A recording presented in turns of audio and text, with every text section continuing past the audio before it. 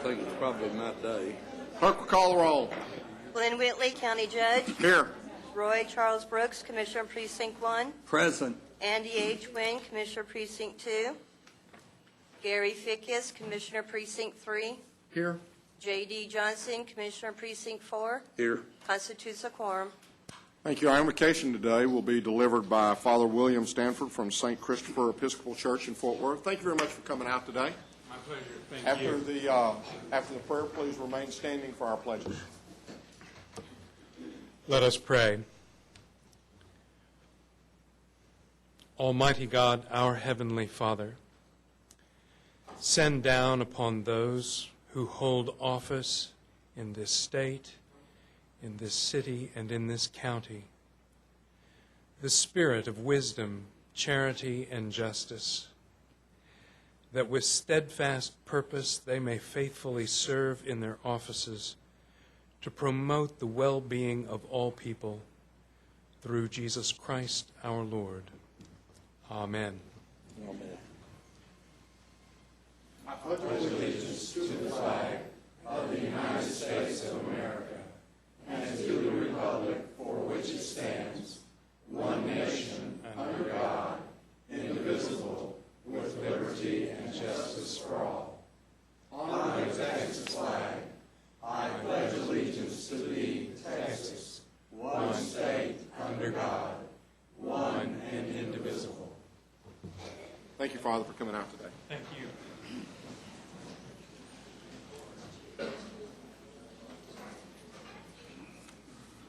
Agenda announcements, Mr. Manius.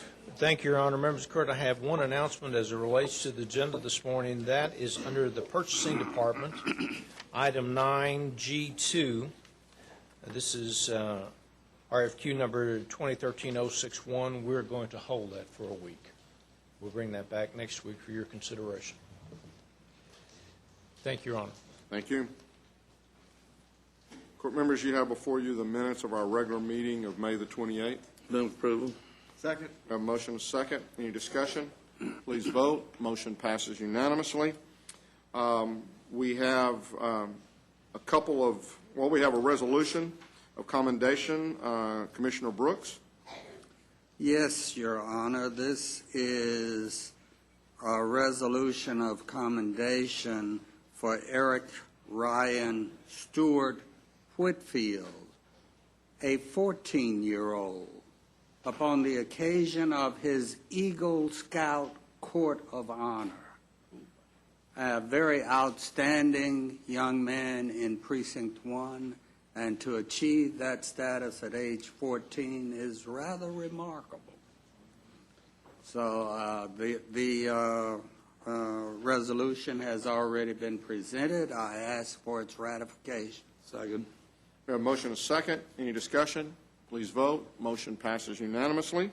Now becomes the time for our employee recognition, a time that I enjoy each month, even though I've put some of the employees painfully through listening to me pronounce names, and much to the entertainment of my four commissioners. So as I call your name, or what sounds like your name, please stand, and then when we finish with a particular group, then we'll recognize you in the small way that we're able to do here in court. We wished we could do a whole lot more, but please understand that we very, very much appreciate all the years of service that we not only have represented in this room, but really the years of service that everybody puts in for our county. So we'll start with our 5-year employees. The first one is Kathy Adolph from the Medical Examiner's Office. Liliana Averos, Public Health. See, it starts early. There you and she's laughing, so she understands. Arlene Blair, Information Technology. Heather Davenport, District Attorney's Office. Heather. Susanna Davies, County Clerk's Office. Elizabeth Eilers, Information Technology. Misty Foster, Justice of the Peace, Precinct 7. James Gottlich, Domestic Relations Office. Carletha Jones, District Attorney's Office. Angel Milo, Sheriff Confinement. Keith Mosley, Juvenile Services. Mitchell Nerid, Sheriff Confinement. Erica Nelson, Public Health. James Polenti, Sheriff Confinement. Judy Powers, Facilities Management. Aaron Rowland, Public Health. Rebecca Seymour, County Auditor's Office. Elizabeth Stewart, Public Health. Olga Villalobos, Public Health. Very nice. Yeah, well.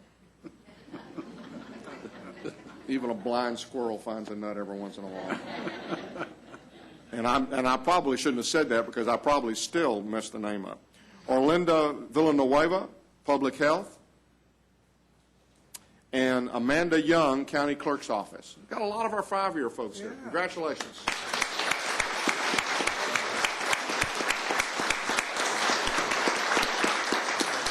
Thank y'all. Now for our 10-year employees. Anthony Black, Facilities Management. Wanda Boudreau, Sheriff Confinement. David Contreras, Sheriff Confinement. James Fountain, Sheriff Patrol. Craig Eugene Goughton, District Attorney's Office. Patricia James, Sheriff Confinement. James Labyrinth, Sheriff Courts. Chung Sun Larry Marr, Facilities Management. Welcome, sir. Nellie Murphy Smith, Sheriff Confinement. Shirley Newsom, Sheriff Confinement. Vivian Perez, Tax Office. Sawanta Pringle, Sheriff Confinement. Keith Rainey, Sheriff Confinement. Jerry Rangel, Public Health. Shane Rhodes, Precinct 2 Management. Leonard Solis, Sheriff Confinement. Billy Sheets, Sheriff Patrol. Charles Vanover, District Attorney's Office. Mark Ward, District Clerk's Office. Beverly Williams, Sheriff Confinement. Gary Willis, District Attorney's Office.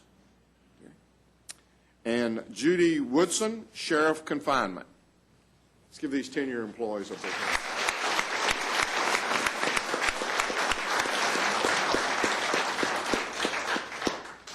Now for our 15-year employees.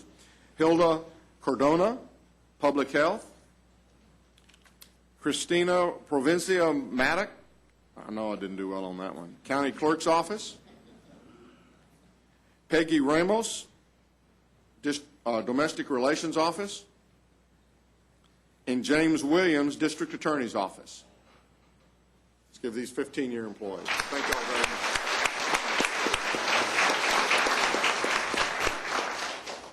Now for our 20-year, Ralph Clemens, Sheriff Patrol. Michael Grizzly, Facilities Management. Grizzle. Well, you know, you kind of look like a big old grizzly bear. And Alice London, District Attorney's Office. Let's give these 20-year employees.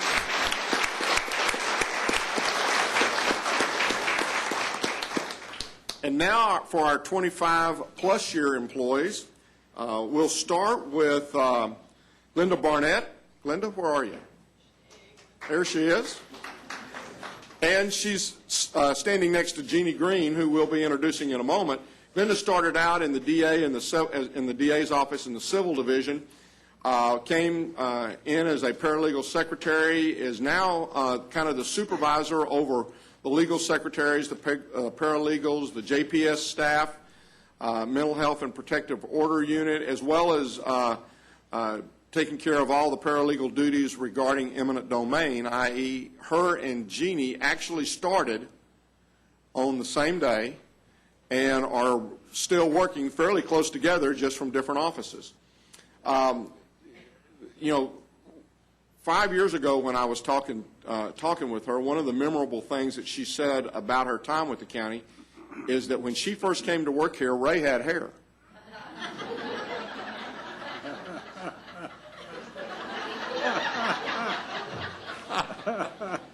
She said not much, but what he did have was a lot darker.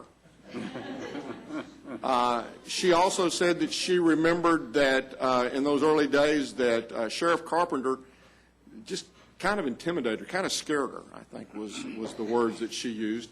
When I asked her what she liked most about being with the county, it was being appreciated for what she did, the environment around the office, that everybody respected the jobs that they were doing. It was a great group of people that she'd had a chance to work with, and that she had 4 different group leaders and enjoyed working for each one of them. She said, I absolutely love my job. When I called her this morning, she was my last call. I was a little derelict in my duties this month. So I asked her what had kind of occurred over the last 5 years, and she said, well, we got new carpet and paint. Where's Phillips? See, Phillips, just the little things like this can make a big difference. Sometimes we just don't realize what a little paint and carpet will do for us. She said, I still enjoy working with the folks, and she said, I have, as much as I may kid him, I really enjoy working with Ray. She's the only person we've ever found that said that. That's true. Yeah,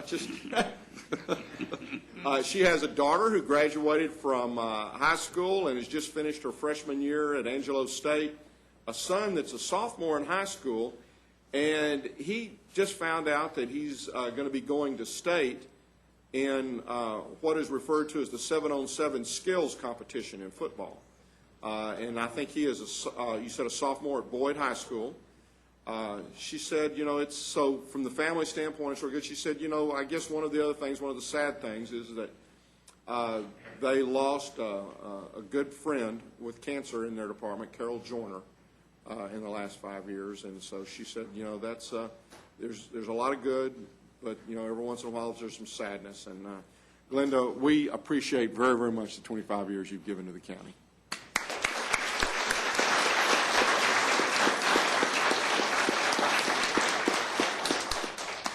Next is Karen Buckley, 25 years. Is Karen here? There's Karen. Now, we talked for quite a while, and I asked her at the very end, I said, is there anything else that you would like for me to say today? And here's what she said. She asked that I not say much about her, just how grateful she was for her job and for being able to work for the county. And after being here for 25 years, you deserve to get what you wish for. So, Karen, I can't tell you how much we appreciate. Throughout the conversation, I could tell she's shy, she's humble, she really doesn't like the attention. And, Karen, we appreciate the 25 years you've given to Tarrant County. Thank you.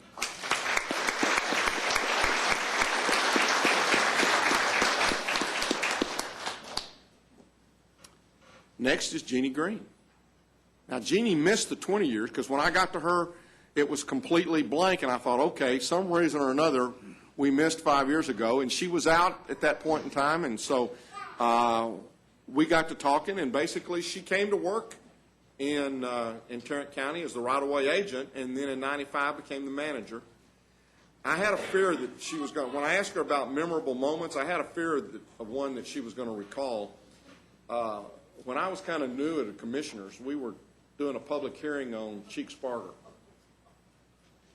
And there was this lady who came up after and she said, I'm not She said, I'll lay down in that road before I let you widen that road. At which point in time I said, if you do, I've got a maintainer and you'll be a part of that road. Whoa. And I just meant that in a figurative way. Sure. Jeannie wouldn't let me go with her to any more meetings. She said the only other time that I can think of that I had to back away as quickly was when I took my boss, Ray Edwards, and we went to a meeting with his minister about some land that we were going to have to take. And she said that before the meeting was over, both of them got thrown out of the house. So she said, I've come to the conclusion that I'm going without either bosses or elected officials. Because in neither instance has it worked out very well for me. She said that she loves the people that she's had a chance to work with. She is very appreciative of the court and our support of the projects. She said it really is like a big family here. Great place to work, great benefits. I asked her if there was anything else, and she said, well, the only regret that I have is that I didn't get here sooner. And, Jeannie, we would also echo that. We're very proud of the 25 years you've given us, and we hope that you're going to give us many more. Thank you very much.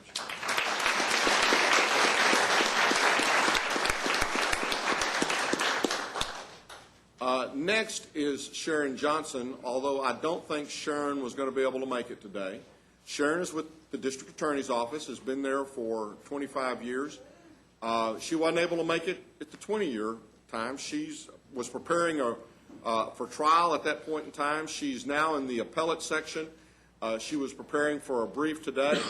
I made her promise that at the 30-year mark that she was going to be able to be in the court. But for those of you in the District Attorney's Office, if you see Sharon today or in the next couple of days, congratulate her and thank her for her 25 years of service. Next, we have Mike Loing, Precinct 2 Maintenance. And is Mike here? He wasn't sure he was going to be able to make it.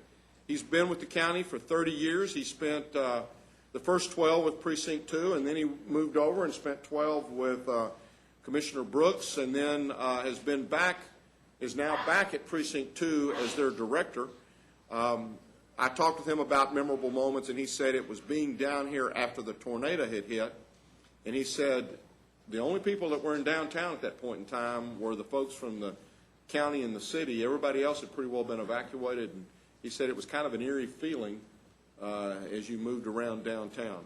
But as you see Mike, or as you have a chance to talk with him, please congratulate him on his 30 years. Next is Carolyn Smith-Stewart. Stand up, Carolyn.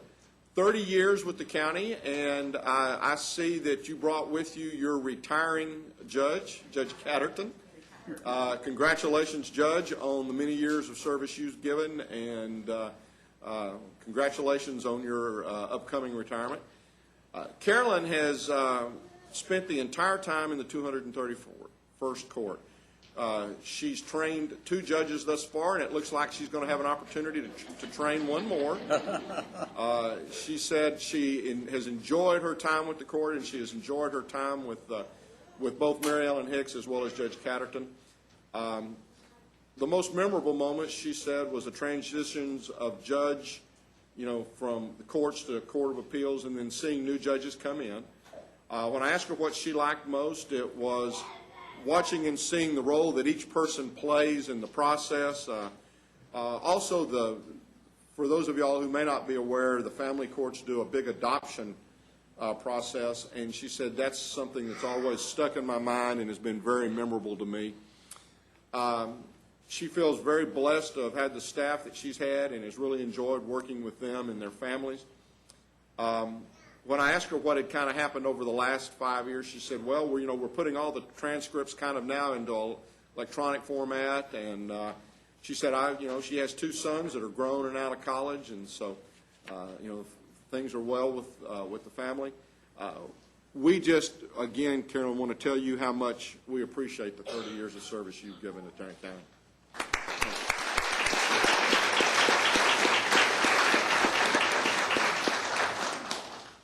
Now, last is Sammy Teal, 40 years.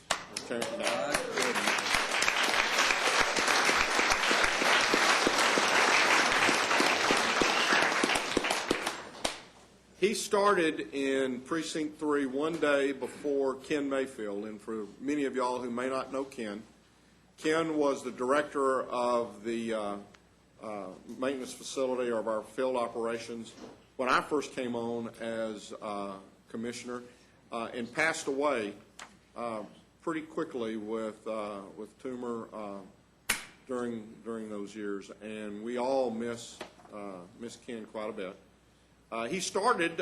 Sammy actually started as a summer help and was going to work part-time from June to August, and then stayed on and has been there for obviously 40 years. When I asked him about memorable moments, it was said some of the projects that he's had a chance to work with. He said, I really have enjoyed the job, being able to use equipment and see a road come together, and being able to kind of move up through the system.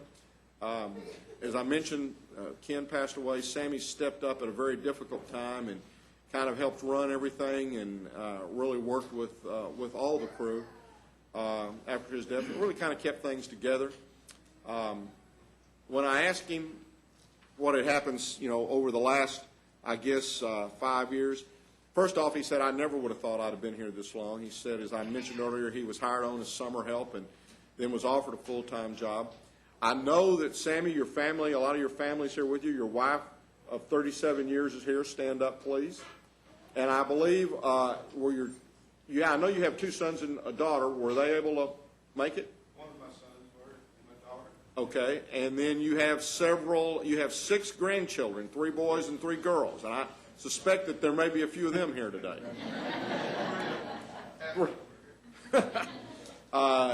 Sammy started, he's been through a few commissioners. He started with Dick Lewis, and then saw Lynn Gregory and Bob Hampton, and then myself, and now with Commissioner Fickus. When I asked him if there was anything else, he says, I've loved the time with the county, he said, but I still miss my old friend Ken. And I think we all do. So, Sammy, thank you very much for the 40 years you've given to the citizens of Tarrant County.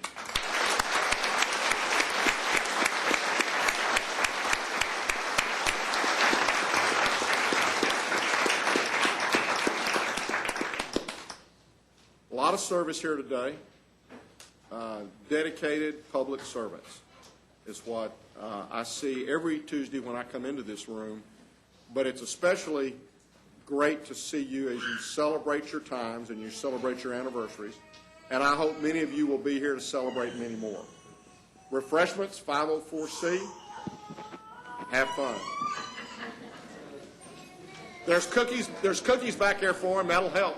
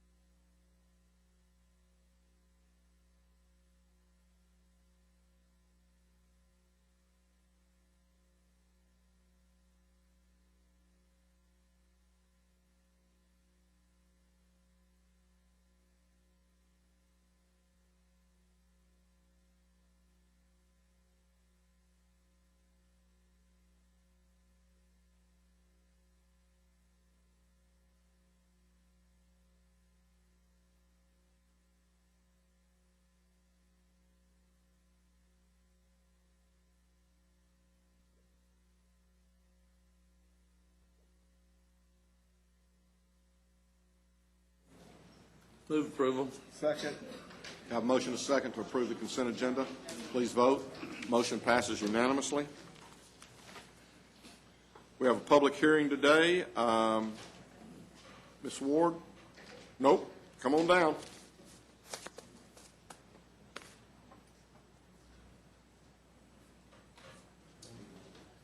Good morning.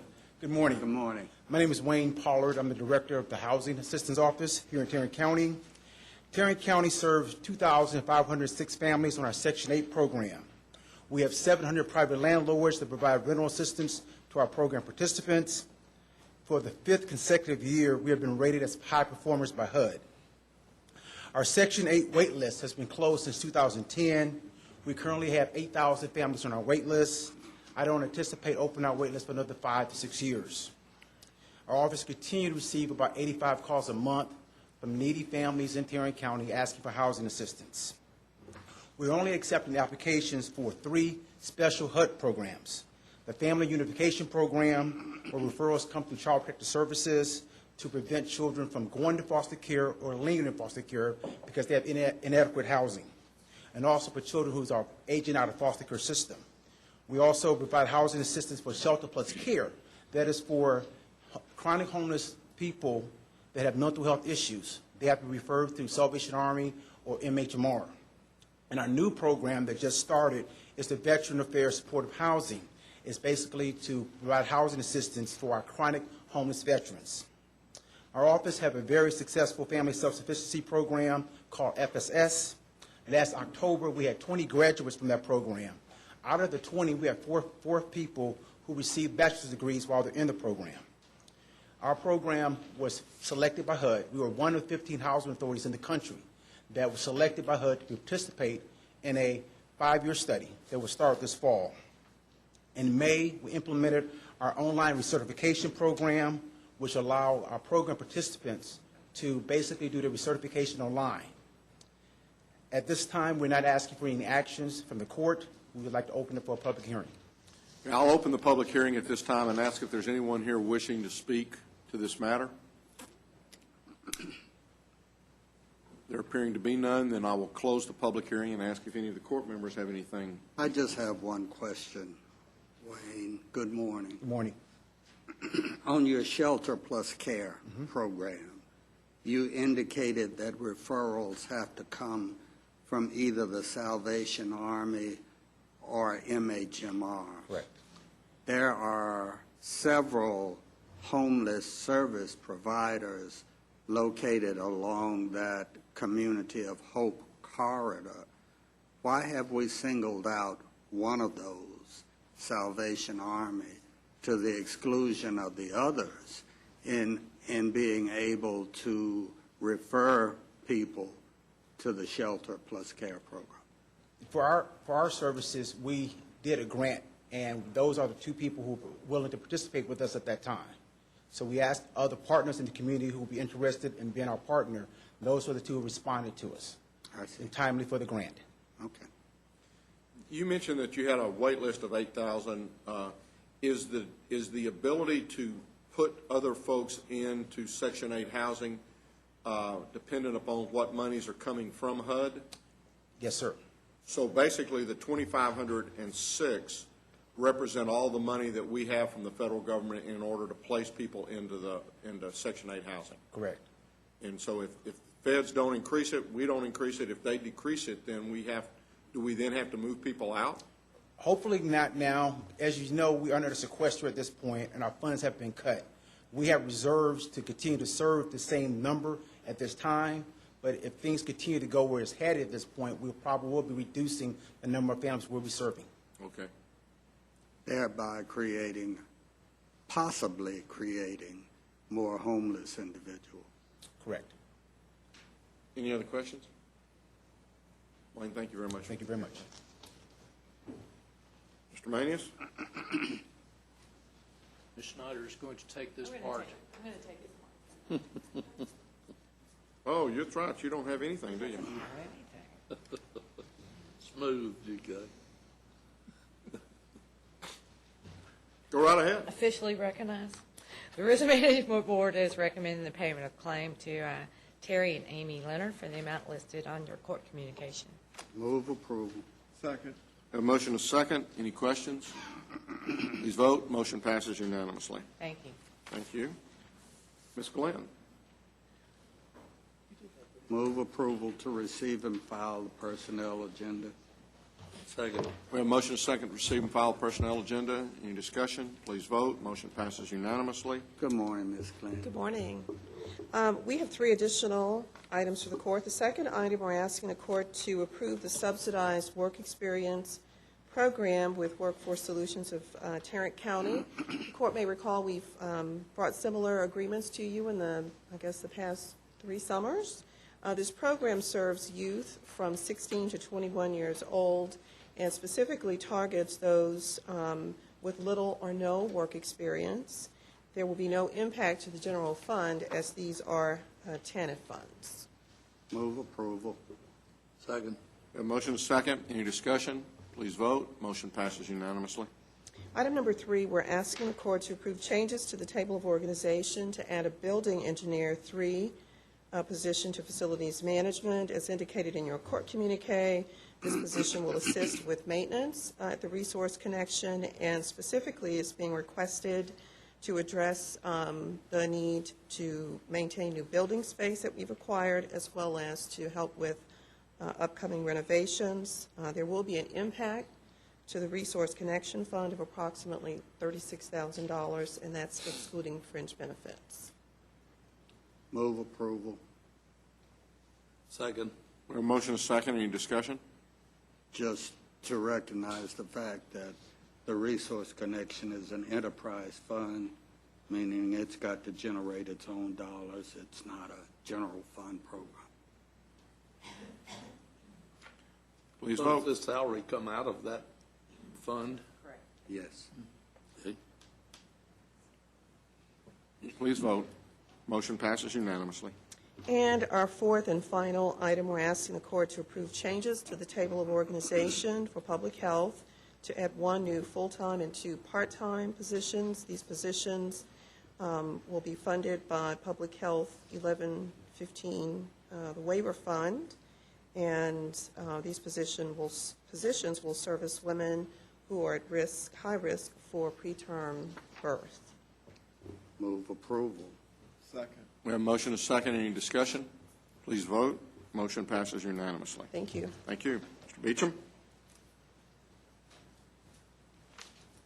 Good morning. Good morning. We have 1 item for your consideration this morning. That's a bid award recommendation for bid 2013-073. It's an annual contract for Digitech Systems paper flow and paper vision software licensing and maintenance for the county clerk's office and juvenile services. Last year's expenditures were approximately $14,000. We'd like to recommend awarding to the primary vendor, the low bidder, Focal Point Systems, as our secondary vendor, A&E Business Products. Move for approval. Second. We have a motion and a second. Any discussion? Please vote. Motion passes unanimously. Thank you. Thank you. Commissioner Johnson, I believe. Move you have a- approval of item 9K, 1, A, B, C, and D. Second. We have a motion and a second. Any discussion? Please vote. Motion passes unanimously. Are there any appointments today? Being none, then you have before you the claims, including the addendum. Move approval of the claims, including the addendum. Second. We have a motion and a second to approve the claims, including the addendum. Any discussion? Please vote. Motion passes unanimously. Briefing items, Mr. Manius. Thank you, Your Honor. We have 1 item to bring to the court this morning. It's the legislative issues, and Mr. Mendez is here to address the court at this time. Good morning. Morning. Good morning. A lot better if they weren't back in session. Yes, sir, I would agree with that. Just a general overview of the happenings of the legislative session. As you know, we are in a special session right now. It doesn't appear that that the call will be expanded at this point. It is strictly limited to redistricting. They thought at first it was going to be a very brief session just to approve the maps as were handed down by the court, but it looks like there may be some additional items to discuss, especially with regards to the congressional lines and the House district lines. Apparently, the Senate, the House senatorial lines are going to remain intact as was handed down by the court. As you will recall, we started off in a defensive posture largely, and we were largely successful in that regard. We fended off any attempt at revenue caps or appraisal caps. that didn't seem to get a lot of traction. And we can thank Chairman Hildebrand from the House Ways and Means Committee, who kept it bottled up until the very last moment for local governments. I think we did pretty well against most unfunded mandates. There may have been a few that slipped through. We're still in the process of evaluating that, working with our partners at TAC and CUC, evaluating the legislation that was finally passed and sent to the governor. I think we fended off most unfunded mandates. We did manage to combat so-called transparency bills that really weren't about transparency. There were a lot of efforts that would have wound up confusing the ballot regarding new bond issues. There was going to be a lot of requirements on local governments that would have been expensive and wouldn't have done what the intended purpose was, to make initiatives more transparent to the general public. And I think we convinced the legislature of our concerns there, and all of those went away. They were either pulled down by the authors, or they just didn't survive the process. We supported additional permissive authority for the court as where it was possible. We changed a lot of shalls to may throughout the legislative process in all different areas of county initiatives. I think we were largely successful in that initiative, with working with our partners at the associations, and we were generally supported by our delegation in all those regards. They were very responsive to our concerns. I'll have to compliment our freshmen. They actually worked pretty well, with us and for us. Down in Mark, Austin, would you give us some examples of some of those shall to mays that will benefit? Well, for example, there was a very concerning issue that was going to require the county to hire case managers with regards to juveniles that were truant. And that was going to be a mandate and a shall. We got that changed to a permissive venture that will allow us to work with the school districts. And if it is the intent of the court to do something like that, we can take that on ourselves. We can work in conjunction with the school districts, or they can do it on their own. That's one of the very tough ones that we fought throughout the session and came up at the very end. We were successful with the one initiative that Tarrant County did initiate. It was having to do with failing septic systems out in the unincorporated area, which we can now consider as nuisances and go and abate that problem. We were very fortunate that had no opposition. It just kind of sailed through the process. Probably the easiest bill I've ever passed down there. The big issues that the state addressed, they did adopt a budget. Everybody was singing Kumbaya by the end of the session with regards to the budget, with the exception of funding for transportation. That was the biggest failure, I think, from the perspective of local governments in Austin this session. At the very end, though, we did manage, and largely through the efforts of Jim Allison at the County Judges and Commissioners Association, to rescue an amount of money, $225 million, that is available to counties in the energy-producing counties for the damage to the roads inflicted by the heavy truck traffic. And that came through a series of bills that had to pass right at the very end with some language. We can access that $225 million through a grant process. There's a lot of hoops and bells and whistles that we have to accomplish in order to do that, but it is an option for the county if we wish to pursue that. Water funding was put into place through a series of bills, and there will be a constitutional amendment this fall that will move that, accessing the rainy day fund for $2 billion for water infrastructure. Mental health issues, there were some successes there. And again, the truancy issue, I think we fixed that bill, but it does put into place a process whereby there might be some uniformity as to how school districts in certain counties treat the issue of truancy. From this point forward, I'm in the process of working with the associations and doing some analysis on the bills as were passed. We have until the 26th of this month for the governor to veto any legislation that doesn't meet with his approval. And the special session technically should be over on the 25th. It doesn't appear that the House and the Senate are really going to do much. There's going to be a public hearing on redistricting in Dallas day after tomorrow. Thursday. And then one in Houston on the following Monday. And I think there's one other one that's scheduled. But the House is not going back into session for 2 weeks. So it doesn't appear that they're going to be in any great mood to expand the call or to at least even give a hearing to those bills that have been filed that are not directly related to redistricting. So we're not really worried about that at this point.